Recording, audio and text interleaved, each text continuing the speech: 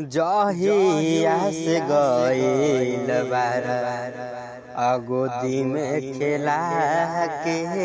जहिया से गईल बारा गोदी में खेला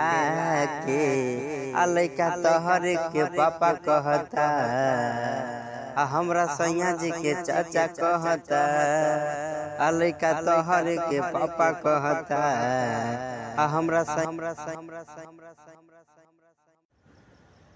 जहिया से गईल बारा गोदी में खेला के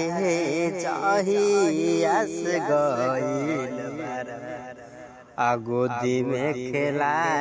के लइका तोहर के पापा कहता हमरा सैया जी के चाचा कहता लइका तोहर के पापा कहता हमरा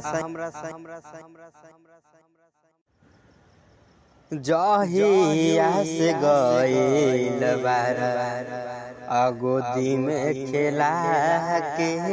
जहिया से गईल बारा